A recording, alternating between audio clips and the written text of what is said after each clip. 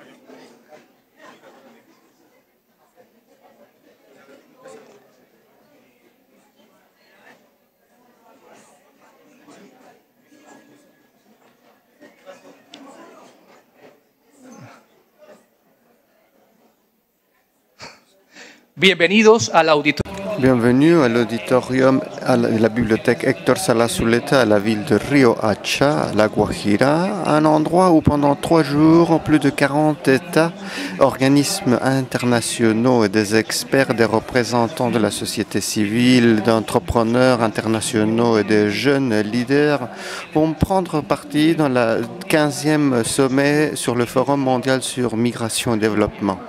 La Colombie, très fidèle à son engagement de travailler pour une migration ordonnée, sûre et régulière, accueille ce sommet mondial dont le slogan est « La migration régulière, la mobilité du travail et les droits de l'homme comme pilier du développement et du bien-être de la société et des sociétés ». Depuis l'avril 2024, quand la Colombie a assumé la présidence de ce forum mondial, a travaillé sous le principe de responsabilité partagée, promouvant la migration du travail comme un mécanisme légitime de développement et reconnaissant les migrants comme des sujets de plein de droits. Une vision qui cherche à réduire les inégalités et fermer les fractures entre des régions centrales et la périphérie. Ce sommet, c'est un lieu de rencontre, de convergence et construction de solutions innovatrices devant les défis actuels et les dynamiques changeantes du monde actuel et une occasion de haute valeur dans le contexte du développement durable. On salue sincèrement aux personnes qui suivent cette présentation depuis l'installation du 15e sommet du Forum mondial de migration et développement depuis la ville de Riohacha à La Guajira, à travers les canaux institutionnels d'information de la présidence de la République de la Colombie et son site internet, ses réseaux sociaux et aussi le système des moyens publics de la Colombie et les canaux d'information communautaires et populaires qui amplifient le message au sein de ces communautés. La Guajira, c'est un des 32 départements qui constituent le territoire de la Colombie, le pays de la beauté. Un désert qui se rencontre avec la mer, des dunes qui marchent, des flamingos qui éclaircit avec son couleur rose le ciel.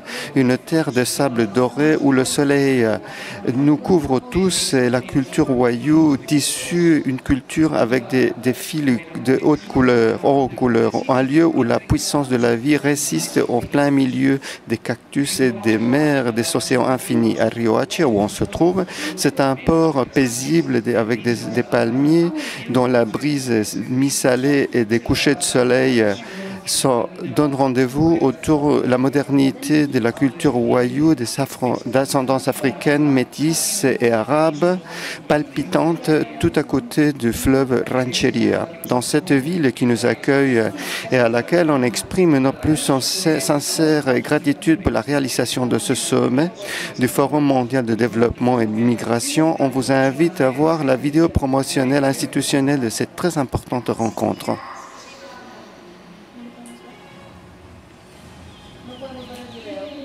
Bienvenue à Riohacha, La Guajira, une ville que historiquement se rencontre avec les migrants. Cette année, La Guajira va accueillir du 2 au 4 septembre la 15e sommet du Forum mondial sur migration et développement. Tout au long de 3 jours de journée de travail, le monde se donne rendez-vous pour discuter et proposer des solutions en faveur d'une migration ordonnée, sûre et régulière. 21 événements parallèles, 5 panels, 5 tables rondes, 5 dialogues thématiques et centaines de participants vont donner de vie à cette rencontre sous le slogan « Migration régulière, mobilité de travail et droits de l'homme » sont les piliers du développement et du bien-être de la société.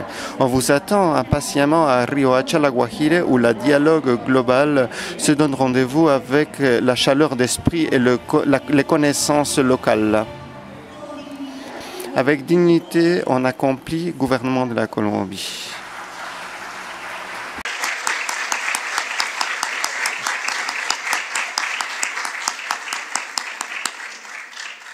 Señoras y señores, Mesdames et messieurs, Monsieur le Président de la République de la Colombie, Gustavo Petro Urrego, vous adresse la parole.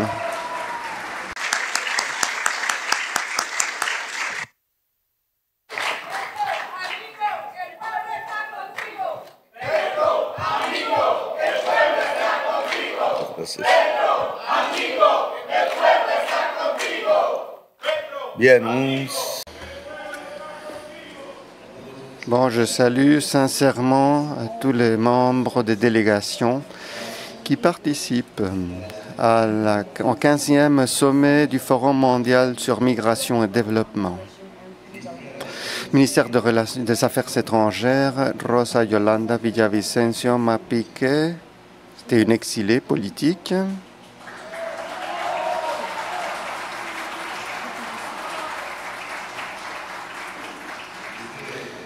J'aurais voulu la mettre comme chancelière par d'autres raisons, entre autres par ce fait particulièrement, puisqu'aujourd'hui le monde traverse des moments que pour certains c'est une problématique, la migration, mais pour d'autres c'est le sauvetage de la vie même. Et pour d'autres c'est la construction d'une nouvelle humanité. On le voit positivement, pas négativement. Rosa Yolanda est devenue députée de PSOE à Madrid, si je me rappelle bien. Bon, donc c'est un cas de succès. Ça concerne aussi la culture, la mentalité colombienne, que par nos raisons historiques.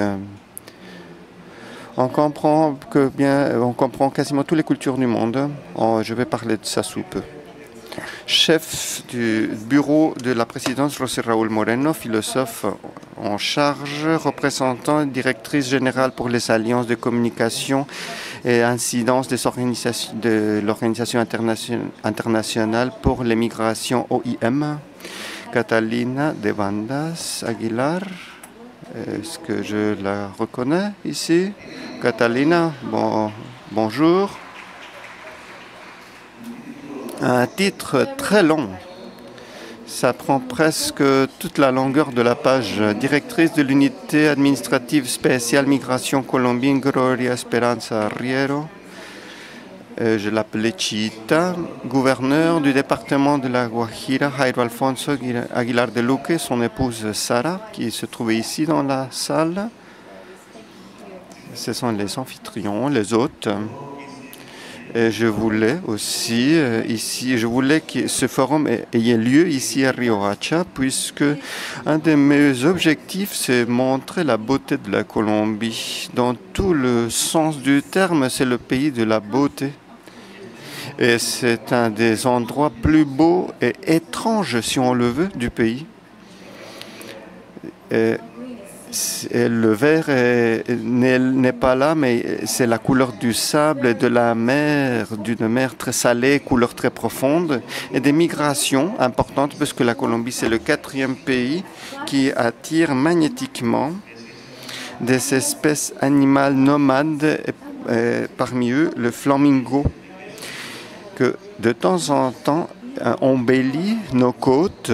C'est un des problèmes de l'énergie éolique, puisque la Guajira, c'est le 2e pont du monde après le Tchad, qui en surface continentale a des vents rapides et permanents. Et donc, ça rend la Guajira très favorable jusqu'à Santa Marta et même jusqu'à Barranquilla. Ça la rend favorable pour la génération d'énergie durable, du vent éolique. Mais les oiseaux traversent aussi. Le maire de la municipalité de Riohacha, Genaro Redondo Chones, et son épouse Claudia, que je pense se trouve ici, directrice fonctionnaire du gouvernement national, membre du Congrès de la République, de maire, des moyens de communication, et à tous et toutes qui sont ici avec nous.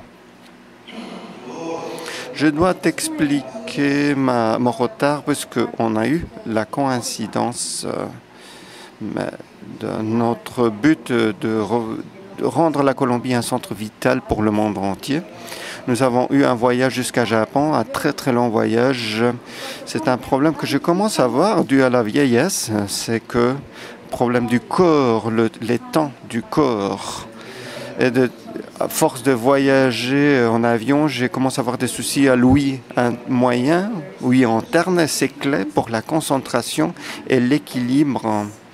Et donc, si j'arrive je marche d'un côté à l'autre, ils vont dire d'autres choses dans la presse qui sont ici à moi, sont ici en essayant de me détruire, mais je voulais plutôt prendre un repos, récupérer l'énergie. J'avais beaucoup de travail à Bogota et je suis arrivé en retard. Et maintenant, nous repartons vers Barranquilla et puis après le Japon. Là, nous avons une exposition très importante et il se passe que le stand d'exhibition de la Colombie fait sous mesure de notre gouvernement, justement pour montrer la beauté de la Colombie, la beauté naturelle et littéraire de la Colombie, c'est devenu le plus fréquenté de la foire et donc je ne peux pas manquer d'y aller. Et bon, reprenons. Parler de la migration, ça débute de parler de nous-mêmes et de pourquoi, même à très large échelle de l'Amérique latine et de la Caraïbe, nous devons avoir une position qui marque une différence par rapport au monde, par rapport au courant prédominant de la politique migratoire qui domine aujourd'hui les Européens et les Américains. Et je trouve que ça ne respecte pas les droits de l'homme, pensant le fait de l'homme comme l'humanité. C'est très étrange pour certains pays, pour ces pays qui se fatiguent de dire que leur schéma politique est démocratique, quand en fait, il se ressemble de plus en plus à Hitler. Et de cette raison, je voulais parler sur ce sujet puisque la Caraïbe, où nous sommes maintenant, avec toute la grande diversité de la Caraïbe, est le témoin des migrations mondiales très puissantes, notamment d'il y a 5 siècles, qui ont débuté il y a 5 siècles jusqu'au temps actuel, du fait d'un fait particulier qui donne l'idée aux Européens pour qu'eux, ils croient qu'ils ont découvert ce territoire. Mais ce fait est bien plus ancien.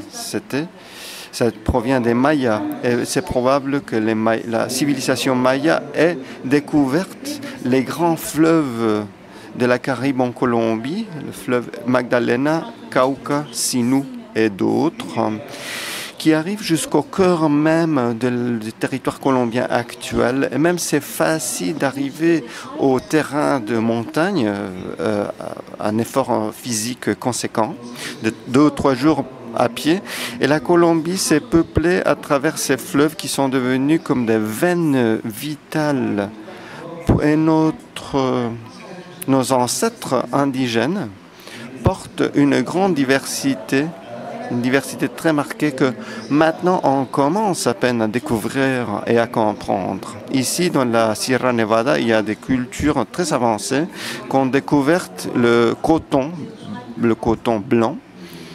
C'est leur grande contribution à l'humanité puisque l'Europe a épargné de nombreux décès pendant le Moyen Âge quand les Européens ont commencé à s'habiller avec du tissu en coton.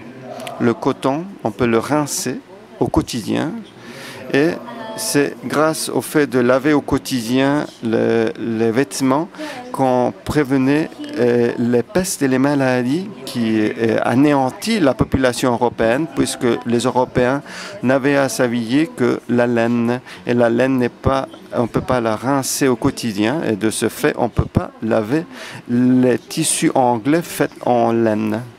On a besoin des machineries spéciales. Le coton a sauvé l'Europe, mais l'Europe ne nous remercie pas. C'est un migrant, un cas du succès des migrations comme le tabac, le tomate, le coton. Du côté du tabac, certains aspects qu'on appelle des addictions, mais ils ont remplacé d'autres addictions qui avaient déjà, puisque c'était juste une question de bons équilibres culturels entre les hommes qui partent en guerre et ils devaient équilibrer leur cerveau, leurs énergies. Et les Romains, d'où on vient, ont toujours dit que la civilisation arrivait là où le vin arrivait et ont méconnu le whisky et la bière qu'ils s'appelaient des boissons barbares.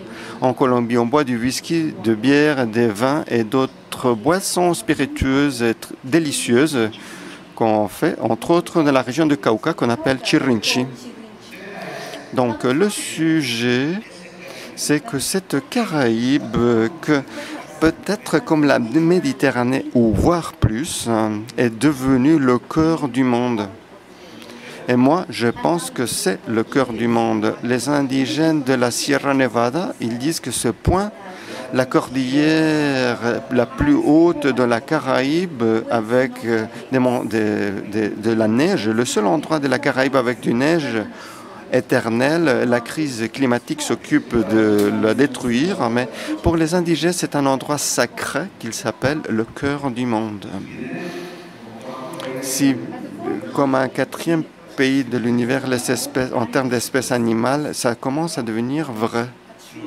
Mais on n'a pas vu uniquement l'arrivée des espèces animales, mais les espèces humaines. Et ils sont arrivés nombreux. De ce fait, on est comme on est. Nous devons nous reconnaître tel qu'on est si on souhaite exister en cohabitation. Dans cet endroit de la Sierra Nevada, la ville de Santa Marta, vers le sud, les indigènes ont lutté pendant un siècle entier contre les Espagnols,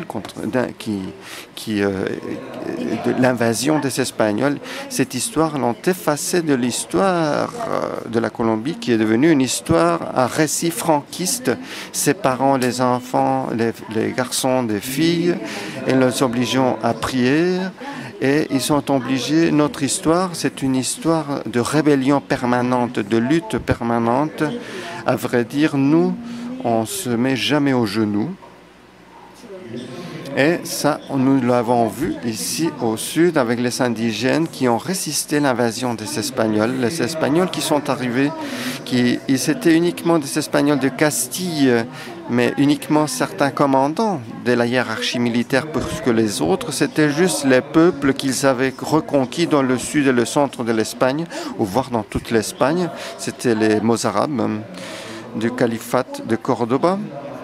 Et donc la plupart des conquéreurs, c'était tout simplement des marins qui, presque comme des esclaves, ils traversaient les océans pour arriver à la Caraïbe. Ils ne s'étaient pas traités comme des esclaves parce qu'ils ne les étaient pas, mais comme des serviteurs. Et c'était les Arabes qui ont regagné leur liberté puisqu'ils sont traités comme des serviteurs aux Indiens et comme des esclaves aux Noirs ils ont ramenés. Et maintenant, on a des Européens, des Latinos, puisque les Castillans, c'était des descendants des Romans, des Arabes, des Noirs, indigènes. Et là, on a vu le croisement des sangs et des liens et des cultures. Et de cette rencontre des cultures a émergé la domination, et c'est très important de le souligner dans l'analyse, parce qu'à terme, la culture est le vrai développement de l'être humain. Ce n'est pas la technologie comme telle, qui est souvent une expression même de la culture, mais qui est aussi parfois une fiction. On trompait les Autochtones avec des miroirs parce qu'il n'existait pas de miroir ici. Et en échange, on s'accaparait des terres. Et la terre, bien sûr, était bien plus précieuse que les miroirs. Et à partir de là, a commencé à s'enraciner cette grande inégalité en Amérique latine, une région la plus inéquitable dans le monde. Et la Colombie est sans aucun doute le pays le plus inégal des Amériques. Alors vous voyez bien sûr la qualification et l'échelle de qualification, et qu'on est même dans une situation pire que dans les classes indiennes ou classes du capitalisme. Nous sommes la terre-mère des inégalités où est ancré le féodalisme espagnol, castillan, et qui a évolué, et a mis de l'avant l'esclavage même, parce qu'ici même est arrivé l'esclavage, vous le savez, en Amérique, dans les Caraïbes, au Mexique, par Carthagène, en Colombie, vers les Caraïbes, la grande route de l'esclavagisme. Mais l'esclavagisme, évidemment, a donné lieu à une grande diversité parce que l'être humain ne veut pas devenir esclave. Et évidemment, les esclaves ne veulent pas admettre leur esclavage. Et la lutte armée, ici en Colombie, à la moitié du 19e siècle, dans les armées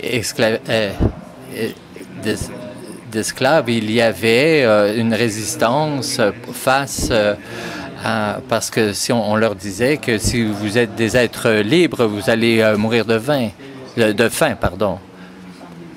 Alors, c'est une réalité qui s'est ancrée et a traversé la réalité de la Colombie, de l'Amérique latine. Cet amalgame entre les Noirs, les Arabes, les Autochtones, les Blancs, je crois que vraiment on peut en être fier aujourd'hui.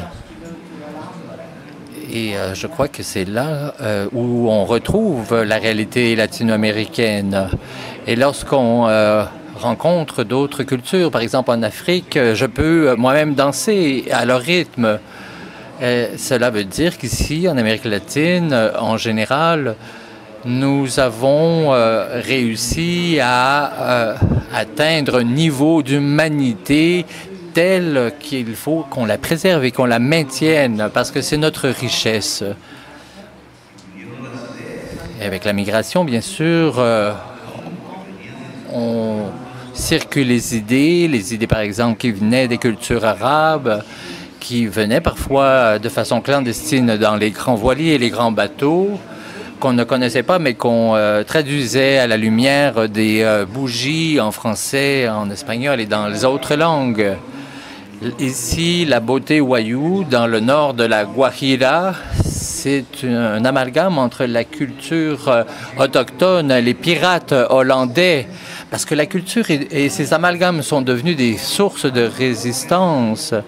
Le monopole espagnol du commerce avec les peuples arabes et les créoles ont essayé de briser cette tendance, ce monopole, et une chose que les Espagnols ont appelée la piraterie, mais qui en réalité n'était que l'expression de la liberté. Évidemment, il y a eu un mélange des cultures et des sangs. Et ici, à la Guajira, jusqu'à Bonaire, jusqu'à Haïti, où on arrive par bateau en 7 heures. Et cela a permis un mélange des rebelles, de ces postures rebelles de résistance, et qui s'est déchaîné dans une grande révolution, plus grande que la Révolution française, et qui a amené à la déroute les armées de Napoléon et 200 000 soldats qui se sont retrouvés en Haïti.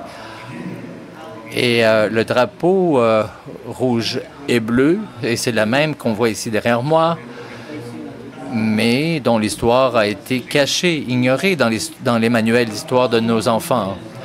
La frange bleue et la frange rouge ne représentent pas les yeux bleus des femmes de Saint-Pétersbourg.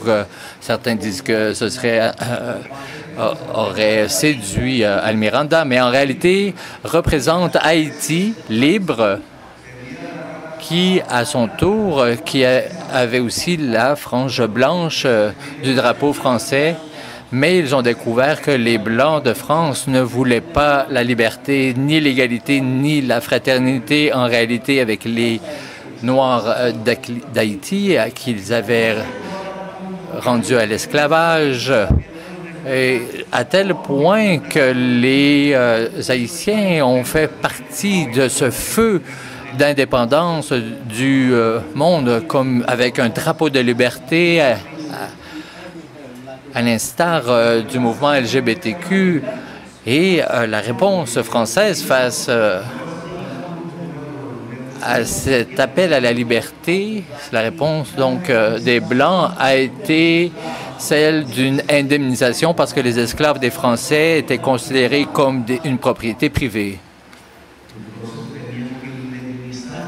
Par conséquent, ils devaient les indemniser fasse une expropriation. Et cela a eu lieu aussi à Bogota parce que les promoteurs de l'esclavage, entre autres l'Église catholique, ainsi que les leaders dans les armées, ont demandé en 1851 de libérer les esclaves oubliés par Bolivar lui-même et ont demandé une indemnisation et on leur a donné une indemnisation. Et aujourd'hui, on comprend les conséquences et cela explique en grande partie pourquoi il y a autant d'inégalités en Colombie. Parce que ce pouvoir castillan et blanche pense et continue à penser que le reste des Colombiens sont moins que rien, ceux qui ont la peau couleur cannelle. Et qu'on est des descendants des esclaves. Et c'est pour ça qu'on nous torture, on nous coupe la tête, on nous enterre dans des fosses communes. Et évidemment, l'histoire a démontré qu'il fallait renverser ce processus et implanter la démocratie. J'ai pris un peu de temps pour vous expliquer ce volet historique, mais je pense que c'est important. Il faut enraciner nos événements d'aujourd'hui dans l'histoire. On peut même voir ici, chez nous, des Vikings, des descendants même de l'aristocratie russe. On peut retrouver ici tous des mélanges, des cultures de toute l'humanité. Parce qu'il y a ici 132 cultures d'un sang génétique, d'un héritage génétique qu'on retrouve dans le sang des Colombiens et Colombiennes. Et nous croyons que c'est un péché, alors qu'en réalité, c'est notre plus grande richesse, ce mélange. D'ailleurs, à Dubaï, on nous disait qu'on ne comprenait pas si on avait à transporter des tissus génétiques colombiens jusqu'à Mars, mais apparemment, c'est qu'en Mars, ils sont en train de mettre sur pied un musée de l'héritage génétique des cultures humaine en pensant qu'un jour notre planète et que notre humanité arrivera à sa fin très bientôt. À travers l'intelligence artificielle, avec aussi des mensonges, avec des petits miroirs face à un peuple spécial qui est le nôtre, c'est qu'à travers l'intelligence artificielle, on peut montrer la diversité des cultures à travers cette génétique des sangs. Et cela renvoie à la diversité humaine qui fait partie de notre histoire. Il y a des légionnaires romains qui survivent encore aujourd'hui chez nous, même des guerriers autochtones millénaires. On les appelle ainsi guerriers millénaires. Et qui compétitionnent les uns contre les autres, mais qui aujourd'hui créent des alliances. Le mélange de la diversité humaine et la diversité naturelle nous amène là où on est aujourd'hui. Alors, comment insérer la migration dans ce panorama, ce portrait? On ne peut pas la voir comme le président Trump, qui, lui, la considère comme étant mauvaise si ça ne vient pas du monde arien. Et le monde arien vient en réalité de l'Inde. Et c'est pour cela que les sages anciens avaient utilisé un symbole, pas comme une croix, comme on dit en Antiquaire, une croix de Castille, mais qu'ils avaient une croix bastique. Et ils croient que c'est une croix chrétienne, à tel point que même la politique conservatrice des monastères, par exemple dans la région d'Antioquia, s'appuyait sur ces fausses analyses. Mais la croix bastique n'est pas une croix chrétienne, mais plutôt un symbole arien. Mais les Ariens viennent du nord de l'Inde avec une région très spécifique, la Bédasse. C'est là la croix bastique et c'est qu'a été récupérée par Hitler pour son symbole, pour son mouvement, parce qu'il croyait profondément à la supériorité arienne. comme une idéologie populaire dominante des peuples blancs d'Europe. Et ce problème refait ressurgir aujourd'hui. Cela renvoie à la race. Cela n'existe pas. La race des animaux domestiques, les chiens, c'est en réalité une manipulation des êtres humains. Ce n'est pas le produit de la nature. C'est une erreur de le croire. Ce sont les hommes qui ont transformé la génétique des taureaux pour le transformer en animal violent dans les corridas. C'est en réalité des manipulations humaines. On le voit, par exemple, dans les régions caribéennes. C'est la même chose avec les animaux comme les chats, les chiens. Et évidemment, il ne faut pas qu'on soit au milieu de la chicane et de la bataille lorsque deux chats se bataillent l'un contre l'autre, parce que cela provoque même des morts. Donc, c'est une idéologie qui est construite sur la base de la race. C'est en réalité une fausseté stupide idéologique. Il y a des hymnes en Colombie qui renvoient à la race. L'un d'elles, c'est l'hymne d'Antioquia, et on espère que les générations de jeunes vont transformer cet hymne du département d'Antioquia qui fait un hommage. Et j'ai des gens ici qui sont des représentants d'Antioquia et je les salue et merci d'être présent. Et je vois que tu as rougi. Et elle chante très bien. Elle est leader d'un mouvement de jeunes culturels dans les quartiers populaires de Medellín, au-delà de Karol G. Et c'est car elle fait la promotion d'une culture métisse, un peu de Antioquia, mais qui fait le pont entre Miami et Medellín, mais parfois c'est un peu une fausseté, une construction de l'esprit, c'est même dangereux.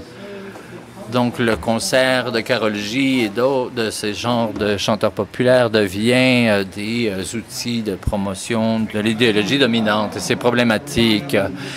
Par contre, dans les quartiers populaires de Medellín, il y a effectivement une culture qu'on n'entend pas dans les radios et que j'aimerais qu'on entende et qu'on puisse le ressentir, l'entendre. Parce que ce sont des formes d'exprimer la réalité colombienne dans sa diversité. Cette culture doit être mise en évidence, rendue visible.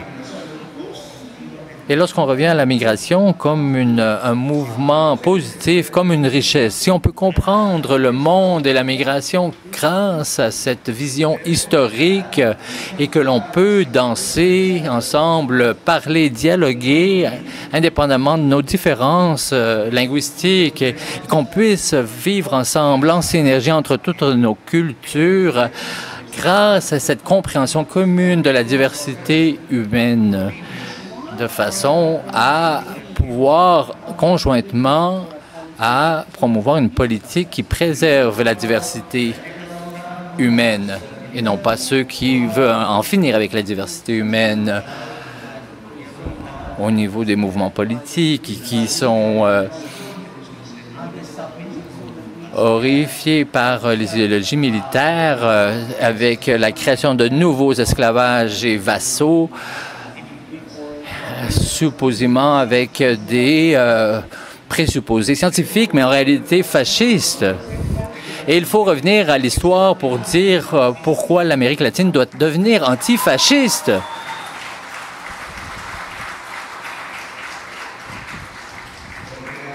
Parce que ici, nous sommes les enfants, garçons et filles de Bolivar. Parce que la mer Caraïbe non seulement était un monopole espagnol de conquête, ils ont presque tué tous les peuples autochtones des Caraïbes, et le peuple encore qui se tient encore debout, qui est le plus grand, c'est le peuple Wayuu, d'une grande beauté, qui sont descendants des anciens peuples des Caraïbes, sans doute les Mayas.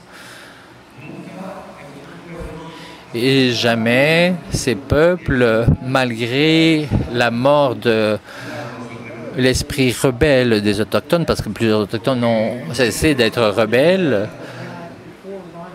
à l'instar des Noirs, lorsqu'ils sont arrivés à Carthagène, lorsqu'ils ont vu dans les Caraïbes la première île, les petites Antilles, les Antilles mineures, dès que les Noirs ont vu ces premiers bouts de terre sur le continent américain, mais ce sont des îles, et ils devaient décider entre soit je meurs en me noyant ou devenir libre, hommes et femmes, et saisir l'opportunité dès qu'elle se présentait.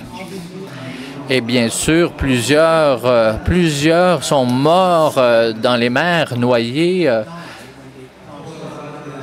Et la fosse commune la plus grande n'est pas dans les Caraïbes, dans le golfe du Mexique, ni dans les terres colombiennes, bien qu'on nous ait assassinés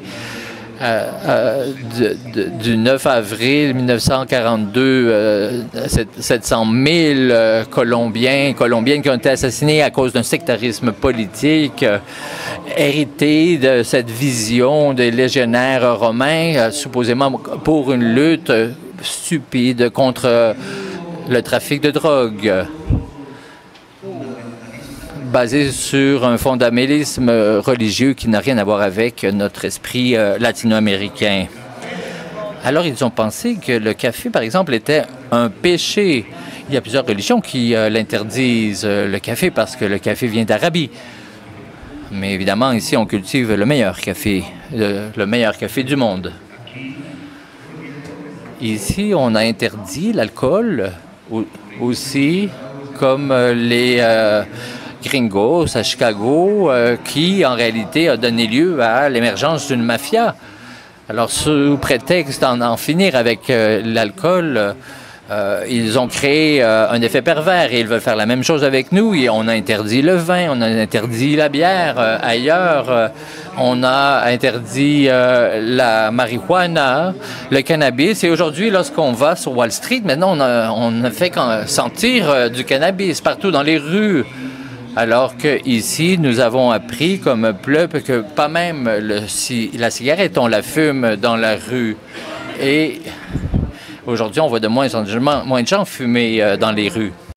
Et ce moralisme ascientifique, après le décès de presque 300 000 Colombiens dans ces terrains, puisque les anciens trafiquants qui aidaient les pirates néerlandais, ils connaissaient les chemins clandestins de la mer Caraïbe pour arriver aux États-Unis, mais ils s'en profitaient justement pour leur vendre le cannabis qui est poussé dans nos montagnes.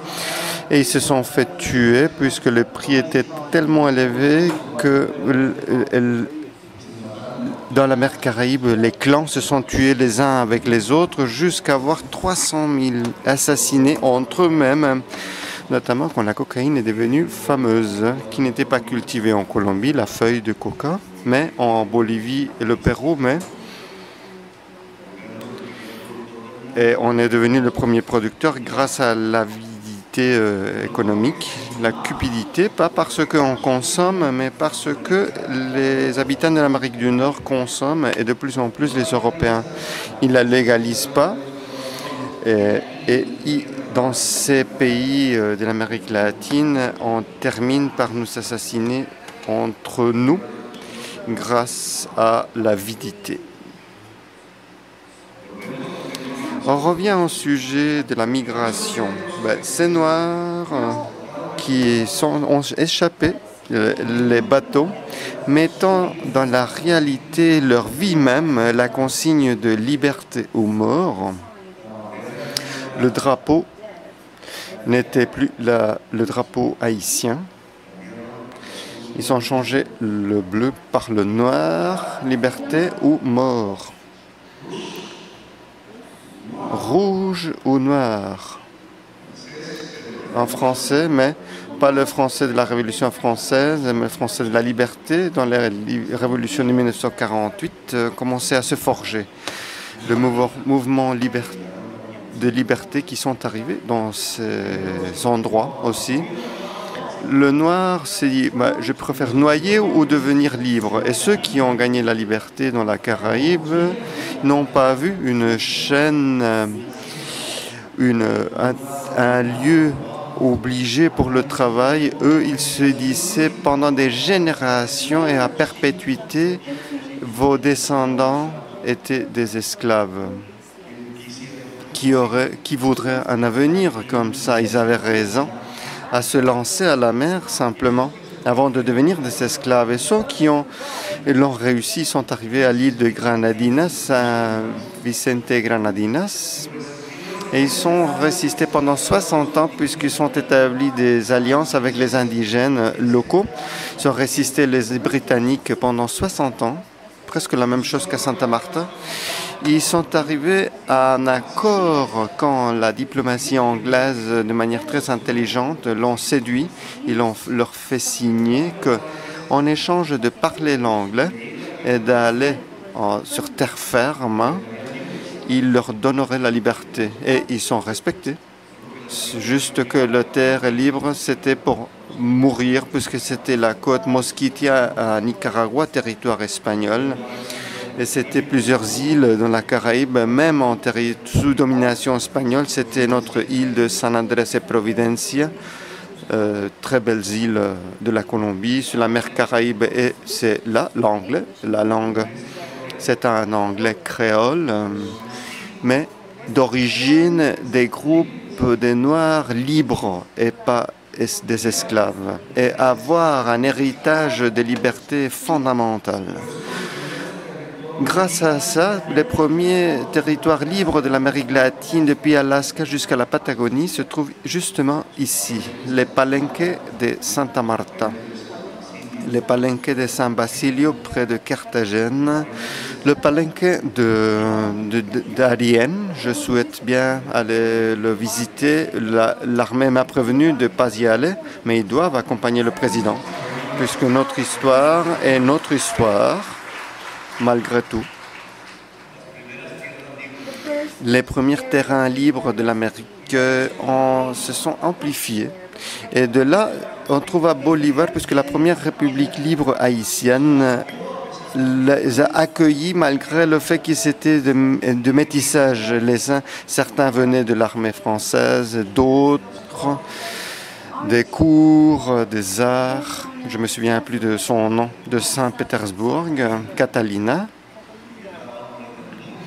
C'était un homme, personne du monde cosmopolite, et bien sûr qu'elle devait l'être, puisque si nous avons tous les sangs qui traversent nos veines, une de nos conditions, c'est que nous ne voulons pas rester à vivre dans les montagnes, à l'arrêt, mais tout au contraire, regardez qu'est-ce qu'il y a de l'autre côté de la mer. Ça, c'est la Caraïbe. Et pour ce fait, Bolivar, citoyen de la Caraïbe, de l'actuel Venezuela, de Miranda, ils sont partis dans la mer en voyage, essayant de trouver la liberté, et leur refuge était Haïti, après la Jamaïque. Et le général Pétion, noir, commandant de la révolution haïtienne, nous a donné les bateaux, les armes, les hommes et le drapeau, à laquelle nous avons juste rajouté le soleil de la Caraïbe, le soleil des Andes. Ça ne signifie pas de l'or, ça signifie le soleil, et on a mis ensemble le soleil avec la liberté, et de ce fait, la révolution de Bolivar, c'est une révolution de liberté. Les descendants de Bolivar, nous sommes des descendants de la liberté. Nous sommes les enfants de la liberté. La République de la Colombie, comme quasiment la totalité des républiques de l'Amérique latine, les républiques, ce sont des républiques fondées sur le principe de la liberté. Bolivar, lui-même, il a libéré 5 des actuelles républiques qui auraient dû être une seule, mais ça c'est un des grands défauts de notre histoire, puisque nous avons été séparés, morcelés. Donc la diversité humaine rencontre ici le concept de la liberté presque que absolue.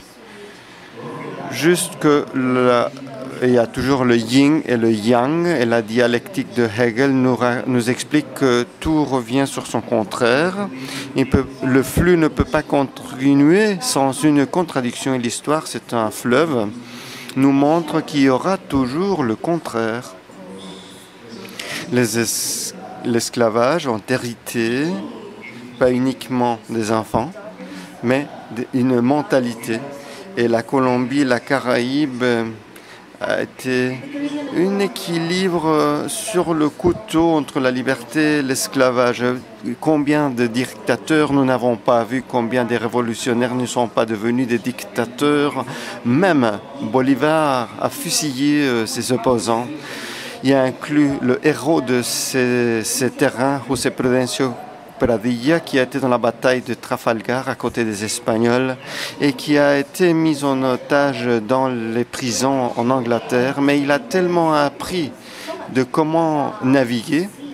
L'amiral de l'Angleterre, j'oublie son nom, Nelson, oui, je ne me souviens plus. Mais en tout cas, il a mené, faisant juste une péniche dans cette ville de Riohacha. Bolivar l'a rencontré, qui aimait bien se promener ici, et l'a vu avec un tel plaisir en train de construire la péniche qu'il a demandé s'il ne pouvait pas diriger la flotte navale libertaire de la République de la Grande Colombie sous le drapeau de la liberté, et il a accepté. Et il a donné la bataille plus importante de l'indépendance du lac Maracaibo, puisque là, y est arrivée toute la flotte espagnole, la deuxième reconquête avec des milliers d'hommes, et notre triomphe à la bataille de Boyaca n'aurait été jamais le succès qu'il a eu si jamais il serait réussi à arriver. Les Espagnols, El Negro José Prudencio, qui était descendant d'une Wayuu et d'un noir en liberté, libéré, avec leur inventive créativité, comme les Vikings, de mener les petits bateaux légers, les porter sur les épaules et le mettre sur les eaux des ennemis. Ils ont réussi à vaincre la flotte espagnole qui a été complètement vaincue, et depuis là, on est vraiment libre comme pays. Jusqu'à qu'un Espagnol assez débile décide de nous faire mettre à genoux. Maintenant, on se trouve dans un problème mondial. Étant ceci nos origines, le cas applique aussi pour l'Argentine et le Chili, un peu différent. Moins d'indigènes et plus des Italiens.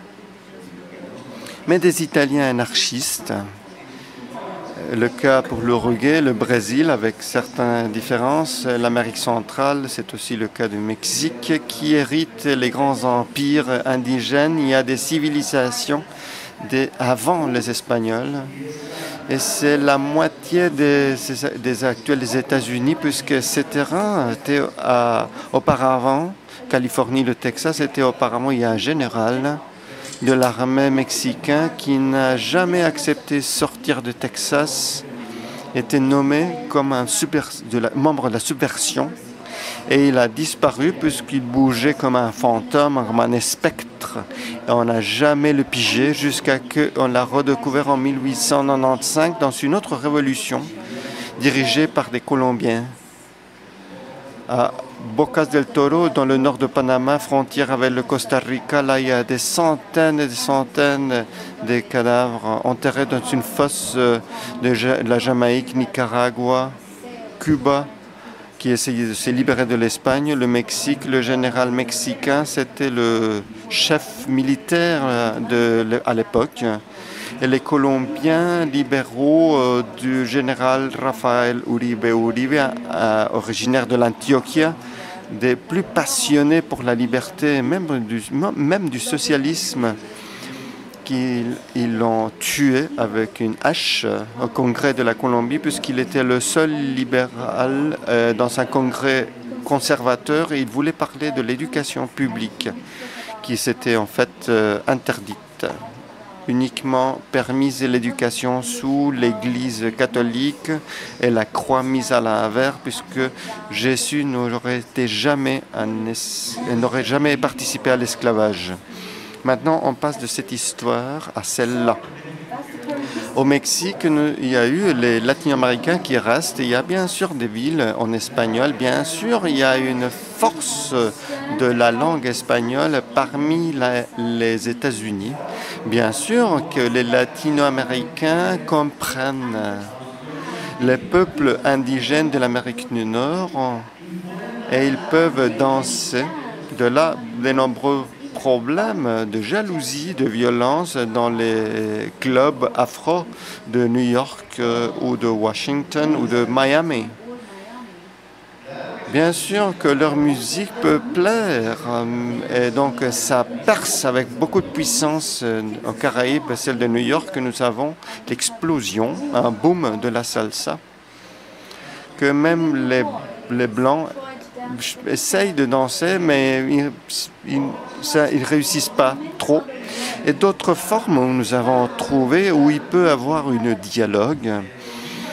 dialogue, mais entre les peuples du sud du fleuve du Rio Bravo et du nord du fleuve Bravo, puisque l'Amérique, ce sont les Amériques, mais aussi Amérique. Pepe Mujica m'a proposé, il voulait tellement que l'Amérique du Nord, c'est uniquement Amérique. C'est comme ça qu'il s'appelle en Europe qu'on devait changer les noms. Et l'Amérique du Sud devrait être l'Amazonie. Parce que la plupart des fleuves de l'Amérique du Sud, une énorme quantité d'eau, les plus abondantes du monde, eux, ils naissent et ils existent grâce à l'existence de la jungle de l'Amazonie. L'Amazonie devrait être le nom qui rend que l'Amérique du Sud, avec l'Afrique peut-être, en soit les deux endroits de la planète où on peut générer les énergies renouvelables et durables en plus grande quantité. Et on sait ici que la seule possibilité pour que l'existence de l'être humain perdure sur cette planète, c'est quittant l'énergie fossile et aller vers les énergies durables, les énergies propres. Et cette possibilité se trouve ici. Et le gouvernement de Trump a décidé de dénier ces principes. Il souhaite juste percer et approcher la fin de la civilisation humaine d'une manière encore plus efficace que les bombes qu'eux-mêmes ils fabriquent et ils laissent tomber à Gaza. Démontrant qu'une mentalité différente, puisque l'Europe accepte ça. Même je me suis mis à réfléchir ce qui se passe entre les Allemands. Je parlais souvent avec Scholz, le social-démocrate. J'ai vu les photos de jeunes en lançant des pierres dans les groupes de jeunesse socialistes en Allemagne. Le président de l'Allemagne actuel a été ici aussi comme un jeune. Et il a vécu avec les Kogi et il m'a envoyé des masques qu'il avait. Et j'ai demandé, je pense que lui, il souhaite retourner les statues, 150 statues de la culture de Saint-Augustin, qu'on ne sait même pas cette culture d'où elle provient, par la beauté, le style presque de civilisation de cette culture précolombienne. Est très similaire à ce qu'on trouve à Malta, qui est 10 000 ans plus ancien. Donc ceux qui rédigent l'histoire démarre avant de ce qu'on dise. Ce ne sont pas les premières écritures, ce sont les premières sculptures qui donnent l'origine à l'histoire. Au plein centre de l'Amazonie, à Chiribiquete, et a lieu au Brésil, nous avons des peintures rupestres qui datent de l'année 20 000 et 33 000 avant Jésus-Christ. Des artistes qui étaient déjà placés, il y avait une jungle, là, ils étaient là, en train de représenter à travers des générations leur héritage artistique. Donc nous avons été des artistes et on continue à être des artistes. Mais nous sommes ici avant de Trump, bien avant des Castillans, bien avant des légionnaires romains qui ont créé le latin. Nous sommes ici bien avant, depuis les premiers temps de l'humanité. Pourquoi ils veulent nous taper dehors? ceux qui sont arrivés il y a 300, 200 ans, ils souhaitent nous taper dehors comme ils font maintenant avec les Palestiniens de notre territoire, puisqu'il n'y avait rien qui leur empêchait d'arriver à Alaska et rien n'empêchait d'arriver d'Alaska jusqu'à la Patagonie. De ce fait, on traverse par les voies de commerce le contact interculturel depuis le début de notre existence. Peut-être ils venaient, mais parvenaient même de l'Asie, on ne le sait même pas.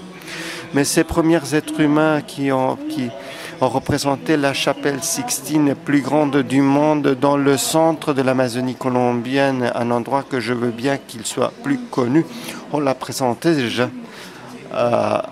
au monde entier. C'est un endroit magique entre des perroquets, des papillons jaunes et colorés, des centaines d'espèces végétales et même culturelles de l'être humain, pas encore découvertes,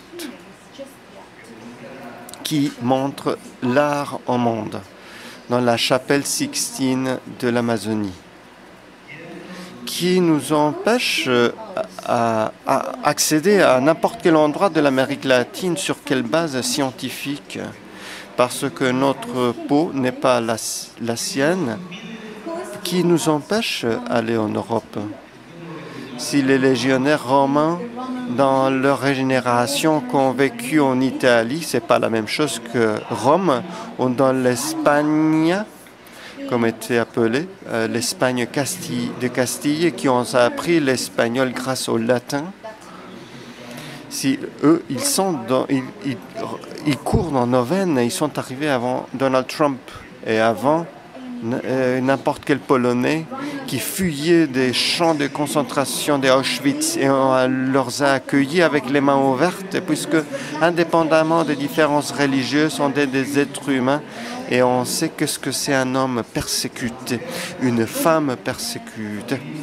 Et on n'a jamais dit ici, on n'a jamais empêché qu'ils s'accèdent. Et aux Espagnols républicains non plus, jamais on a dit non. Ni aux Catalans anarchistes non plus, on n'a jamais refusé l'accès, ni aux Italiens qui se protégeaient de la famine après la Renaissance en Italie. Jamais on a refusé qu'ils viennent, jusqu'au point que le chef militaire et politique qui a fondé la République italienne, Garibaldi, avec son manteau rouge, ses garçons, certains sont arrivés jusqu'aux plages de l'Uruguay, Buenos Aires et Brésil et ont disparu parce que Garibaldi était un anarchiste et il ne voulait pas le pouvoir. Et il s'est réfugié et il a échappé le pouvoir en Italie puisque son esprit libertaire est resté en Amérique latine. Donc, pourquoi doit-on nous dire non pour entrer en Europe?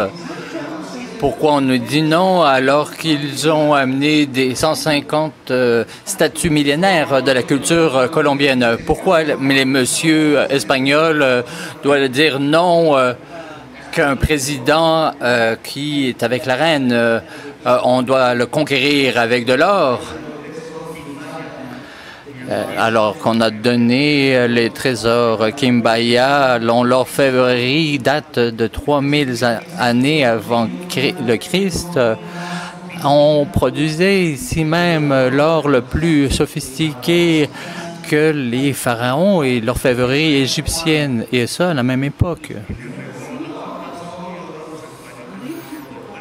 Alors, les Espagnols ont volé l'or et ne veulent pas nous le redonner, bien que ce soit à nous. Mais d'où vient cette légitimité pour nous dire que non? Si dans le fond, nous sommes les petits enfants des Européens d'une certaine façon, pour une part du moins. Alors face à cette philosophie, leur art, il faut aller au-delà. Et c'est pour cela que les révolutions ne sont pas mortes en Europe avec les rois ou avec Hitler, alors qu'ici, la révolution, on la fait tous les jours. Et c'est pour cela que le phare des Lumières intellectuelles est parti de Paris et s'est situé à Bogota, à Buenos Aires, à Mexico.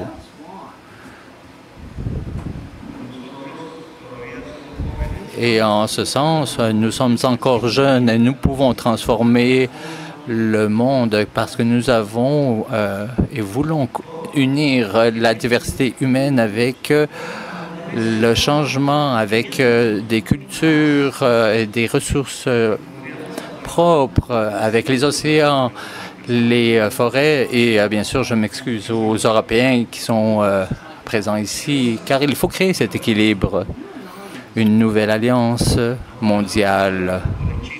Et je ne crois pas que c'est l'alliance que propose la Chine. Peut-être ils l'ont clair dans leur tête, mais en réalité, leurs visées sont pétrolières. Avec les Russes, avec les Arabes, avec le centre de l'Asie. Et évidemment, le pétrole ne va pas sauver le monde. Donc, si la Chine emprunte ce chemin, ce n'est pas le bon chemin. Inaudible. Et ça peut être aussi les États-Unis, avec toute son inconscience qui a emprunté la voie du pétrole. Ce n'est pas la solution. Il faut qu'émerge une grande alliance entre l'Amérique latine, l'Amérique caraïbe et l'Amérique du Sud et l'Afrique, parce que l'Europe est devenue n'ose plus garde leurs richesses chez eux. Et quant à la Chine, peut contribuer à cette armée de salut pour le monde, qui sauvera le monde. Donc, la Chine peut s'unir à cette alliance, bien sûr, pour viser et entretenir cette diversité humaine, cette pluralité. Et la CELAC qui va se réunir à Santa Marta et la CELAC qui s'est réunie à Pékin, en Chine. On doit saisir ce drapeau pour bâtir cette grande alliance avec la participation active et proactive de l'Amérique latine. Avec l'Afrique, l'Amérique latine, on peut changer toutes les matrices énergétiques de l'Europe et des États-Unis, et voire même celle de Chine.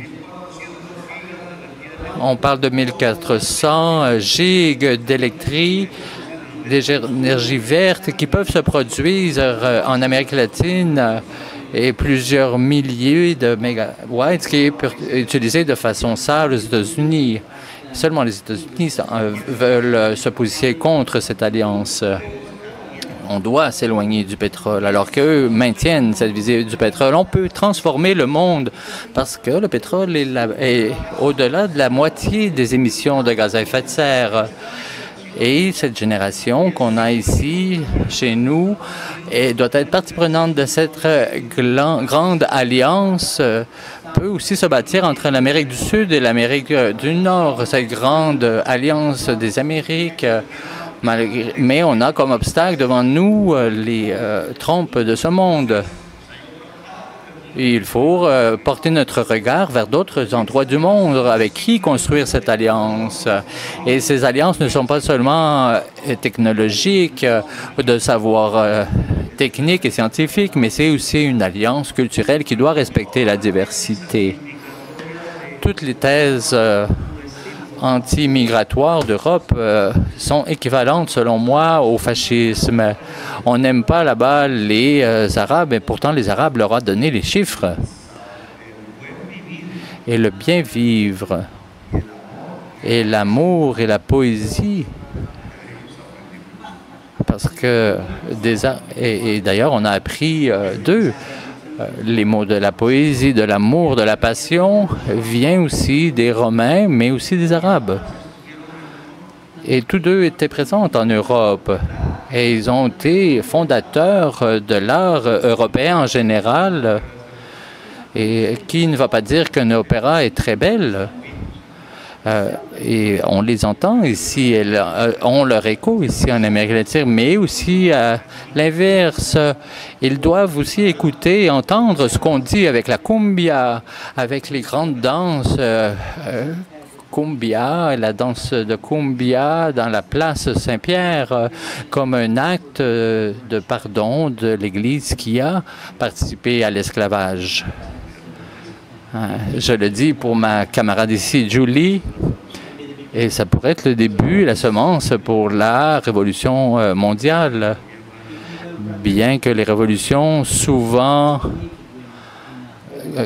commencent de façon différente, souvent avec des Amazones nues sur leur cheval devant des troupes et animant les troupes pour créer la révolution. Donc, oui, nous faisons face à une période de fascisme. On le voit aux États-Unis, on le voit en Europe. Et l'Amérique latine doit le dire haut et fort. Et on voit même des mouvements progressistes baisser la tête face à ces expressions fascistes. Et c'est pour cela que j'ai même osé, lorsque je me suis levé tôt un matin, pour dénoncer cela. Et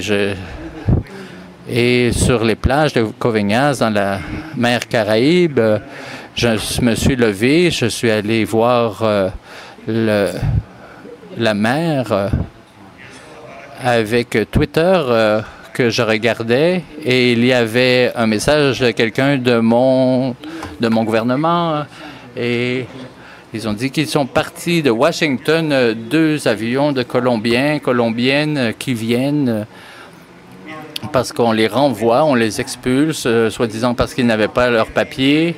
Et ma réponse a été recevons-les avec des fleurs et des drapeaux parce que ce sont des êtres humains, parce que ce sont des Colombiens et Colombiennes. C'est ce que j'ai dit. Et je continuais à naviguer dans Twitter en regardant les dernières nouvelles. Et il arrivait un avion de ces expulsés à Brasilia, au Brésil. Et ce que j'ai vu dans la photo avec des Brésiliennes attachés avec des menottes et des chaînes, comment peut-on traiter les migrants comme des délinquants?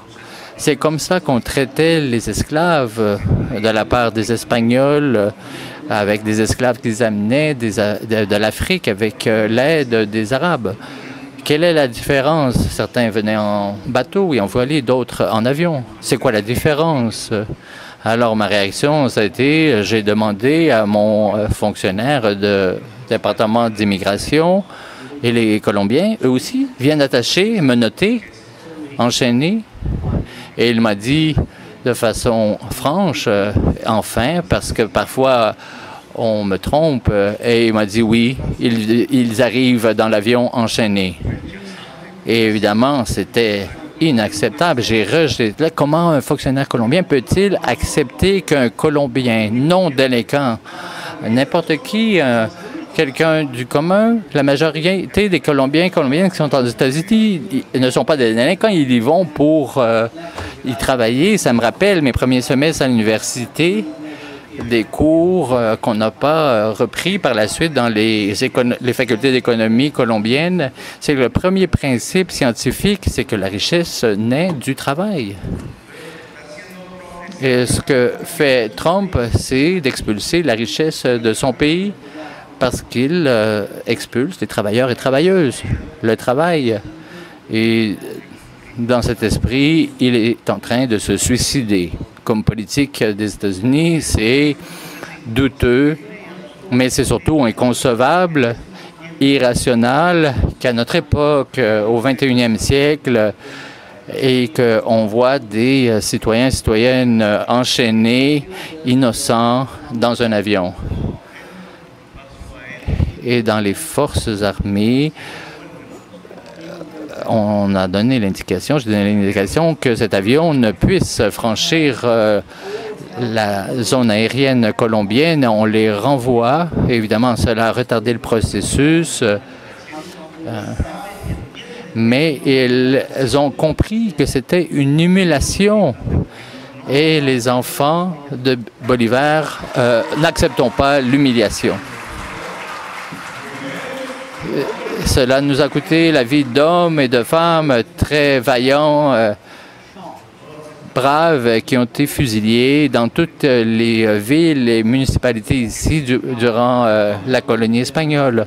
On sait ce que ça veut dire lorsqu'on parle de mort. Et ce petit drapeau Ce petit drapeau de Bolivar, qui est un héritage assez européen, ce n'est pas celle-ci. Celle-ci, elle sort de l'histoire des Amériques latines, parce qu'on interdit l'utilisation de ce drapeau en Colombie. On l'a même saisi dans la dernière manifestation à Bucaramanga et je l'ai même présenté sur un écran parce qu'on ne doit pas enlever ce type de symbole. Ce drapeau, c'est un quadricule, c'est très cartésienne et les couleurs, c'est le rouge qui signifie la liberté, le blanc, la paix et le noir qui veut dire la mort. Et ce drapeau existe depuis 2 siècles et plus, et il n'y avait pas de mouvement anarchiste à l'époque. Et il y avait déjà une expression anarchique dans tout cela qui émerge d'Europe et qui arrive jusqu'à nos frontières, jusqu'au Venezuela. Et Bolivar, donc ce drapeau de Bolivar, là, il l'a soulevé à bout de bras durant les grandes batailles de l'indépendance.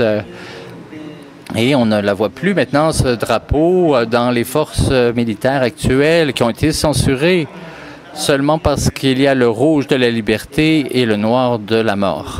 Donc, liberté ou mort. Ce n'est pas un hommage à la mort, mais à la décision humaine de ne refuser, de ne jamais accepter d'être esclave et ne jamais permettre l'esclavage dans toute partie du monde, que ce soit à Bogota ou à Gaza. Et c'est pour cela qu'il y a des Colombiens, des Colombiennes qui participent dans les flottilles de la liberté, qui parcourent les mers et les océans aujourd'hui. Et nous les saluons. Et on ne veut pas qu'un drone nous tombe sur la tête, bien sûr, un drone israélien qui en finisse par nous, parce que c'est une question de défendre une idée, parce qu'aujourd'hui, ce peuple est massacré.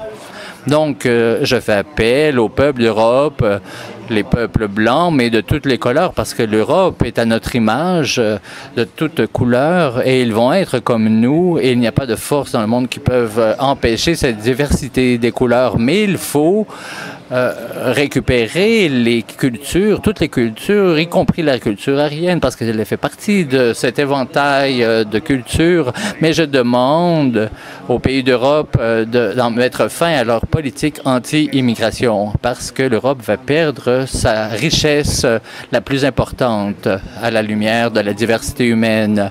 Et l'Europe n'a pas réussi à maintenir son avenir grâce aux guerres de conquête. Alors il faut aujourd'hui respecter les esprits libertaires qui ont aussi émergé de l'Europe et voir comment on crée cette synergie, parce que c'est sur cette base que se construit la révolution.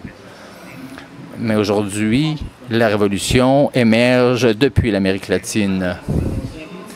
Il y a ici une contradiction que les peuples qui ont lutté contre Hitler, que les grands-parents les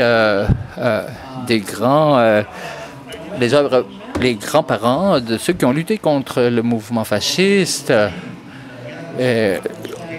200 000 qui ont résisté à Mussolini. Ce n'est pas l'armée américaine qui ont destitué Mussolini, c'est le peuple italien rebelle avec leurs armes, avec la brigade Garibaldi qui parlait de socialisme ouvrier.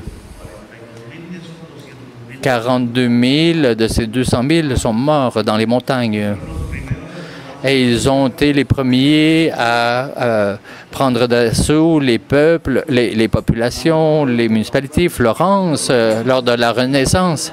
Et Rome, seulement avec l'alliance américaine, avec la mafia sicilienne, ont pu mettre fin à cette révolution lorsqu'ils sont rentrés par la Sicile, à partir du nord, et qu'ils ont retiré les armes, non pas à Hitler, mais au peuple italien qui soulevait les drapeaux rouges de liberté. La même chose est arrivée en Grèce, en Espagne et même en France. Les premiers qui sont entrés sous l'Arc de Triomphe et défilés devant la Tour Eiffel, c'est la brigade anarchiste qui venait justement du mouvement espagnol. Ce sont les premiers qui sont entrés dans Paris libéré. Par contre, ils ne savaient pas que le métal de la tour Eiffel avait été acheté avec l'indemnisation que Haïti avait payée à France pour la fin de l'esclavage. Et évidemment, qui maintient l'Haïti, un pays dans la pire pauvreté partout dans le monde. Nous ne pouvons pas ici ignorer ce fait et nous devons remplir cette promesse caribéenne. Donc, les peuples d'Europe doivent répondre à l'appel, être à la hauteur, remonter et gravir les montagnes des Lumières.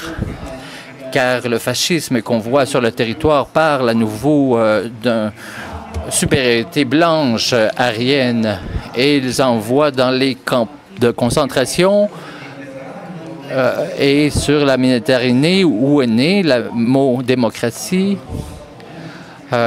qui est la plus grande fosse commune qui existe dans l'humanité aujourd'hui.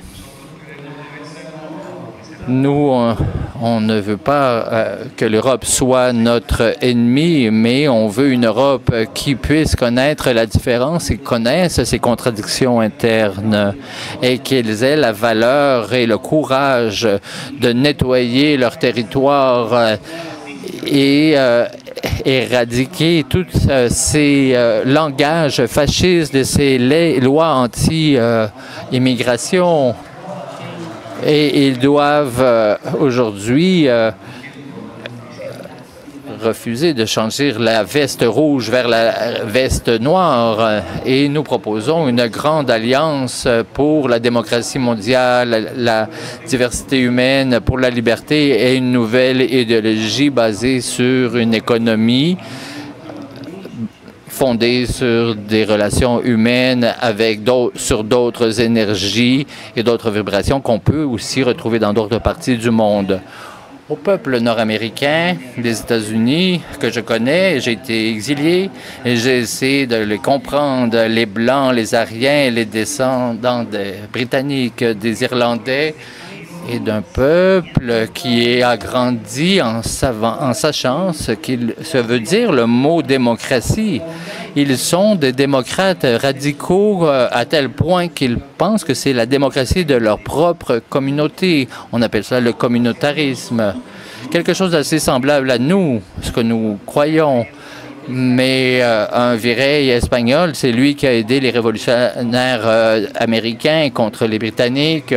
Et ce sont les Britanniques et les Irlandais qui, eux, sont venus chez nous pour lutter contre les virreys et les rois espagnols. Donc, nous avons des réalités historiques contraires. Mais je sais que l'esprit libertaire, démocratique des États-Unis, des jeunes qui sont sur le terrain, des ouvriers, des ouvrières agricoles et des ouvriers urbains et qui font la promotion de cette vision et qui sont présents dans les zones urbaines pour promouvoir la démocratie. Ils le font au-delà de la technologie et le font aussi à travers les technologies, les donateurs. Mais c'est les États-Unis qui est une terre où bien vivre et comprendre que les Amériques ne leur appartiennent pas. C'est une terre qui a été conquise comme la nôtre, qui a aussi écrasé les peuples autochtones dans son histoire, mais reconnaître que l'Amérique est plurielle, elle est belle, c'est une terre de liberté. C'est comme ça qu'ils l'ont vu dans le passé, c'est comme ça que nous le voyons aujourd'hui, une terre de liberté. Pour n'importe quel Européen, c'était l'endroit de repos puisqu'il s'appartenait aux grands seigneurs et on crevait de faim. C'était des terrains fertiles, mais appartenant aux autres. Et ici, ils ont vu des terrains qui pouvaient leur appartenir, mais ils sont restés avec la terre, les terrains. Les terrains larges appartiennent à la planète et appartiennent à l'humanité en sens collectif. Et ça, à peu près, on le comprend bien ici. Donc, un monde différent est quand même possible, mais il faut avoir le courage d'en parler. Ce courage doit sortir des peuples de l'Amérique latine. Je pense que ça commence aussi l'année à se manifester en Afrique. Un président africain était un peu inquiet de me voir débattre contre un Macron. Et il a fait un pas arrière et il n'aurait pas dû, puisque c'est un des grands leaders de l'Afrique. Il faut avoir plus de courage. Lula, la présidente Claudia, qui sait que son pays dépend économiquement des États-Unis, on doit lever la tête des Mayas, d'Aztèques, des Incas et d'autant des peuples et des nouveaux peuples. Parce qu'on ne peut pas admettre à Trump qu'il dise que les migrants, ce sont des criminels et qu'ils fassent des prisons, qui sont des champs de concentration, et que ce n'est que la répétition de Hitler. Et à Trump, je lui dis, écartez-vous de Hitler, que vos grands-parents, les grands-parents d'autres des peuples de l'Amérique du Nord se sont trouvés des champs. Je suis allé aux champs cimetières en Europe, des milliers qui sont enterrés là, des juifs, des noirs, des blancs, des indigènes, sans doute aussi, des milliers, des dizaines de milliers, des centaines de milliers du fait qu'ils voulaient détruire Hitler. Comment c'est possible que ces petits-enfants supportent des idées de Hitler? Ils doivent comprendre leurs histoires. Ces peuples de l'Amérique, ils croient à la liberté, même s'ils sont tués aux peuples indigènes, même s'ils sont mis sous esclavage les Noirs, puisque eux, ils sont aussi mis sous esclavage les Noirs dans le sud de l'Amérique du Nord. Ils ont dû lutter une guerre cruelle en 1800. Et je me souviens pas quand, comme on a dû le faire en Colombie, pour ceux qui croyaient à la liberté à l'époque, entre autres le général José María Melo, qui est allé décéder dans la lutte de révolution au Mexique. Notre seul président indigène, aussi occulte par l'histoire des franquistes qui se sont crus propriétaires de l'éducation en Colombie, qu'il faut récupérer. À ces peuples nord-américains, je leur dis, faites attention puisque vos racines sont ancrées dans la liberté. De ce fait, il y a une statue à New York, un peu grecque, en style. Faute d'histoire blanche, leur amène à amener l'histoire grecque et romaine. Et pas grave, puisque comme je dis, s'ils vont leur plonger dans le nouveau esclavage des drogues, de l'ignorance, des races qui n'existent pas, amenons les statues de la liberté de New York à Carthagène, où ils souhaitent la liberté. Une opération dans le style de l'M19. Merci de m'avoir écouté, c'est ce que j'avais à vous dire. Merci beaucoup pour votre attention. Merci beaucoup, Monsieur le Président. On vous demande de rester dans vos places pendant qu'on fait la photo officielle de la 15e sommet du Forum mondial de développement et migration. La photo officielle va se développer en 2 étapes. La première étape, on invite à prendre la place ici les membres principaux du Forum de développement et migration et de monter dans la scène.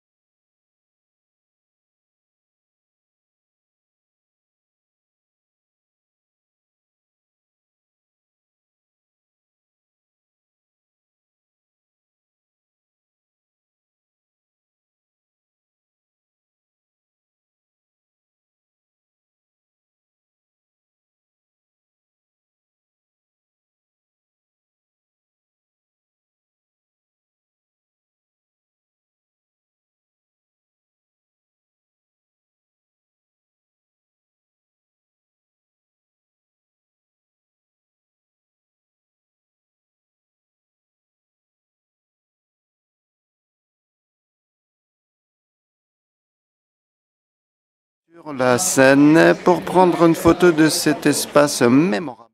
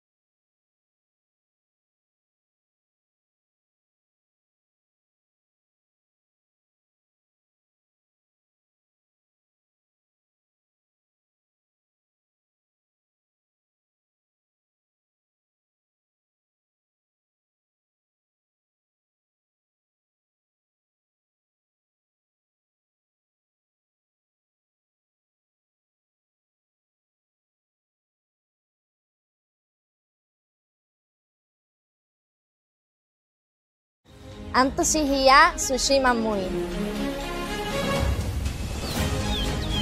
Bienvenidos y bienvenidas a Río Hacha, La Guajira, una ciudad que históricamente se encuentra comprometida con las personas migrantes. Este año, La Guajira recibirá del 2 al 4 de septiembre la 15ª Cumbre del Foro Mundial sobre Migración y Desarrollo. Durante 3 días, el mundo se reunirá para debatir, construir y proponer soluciones en favor de una migración ordenada, segura y regular.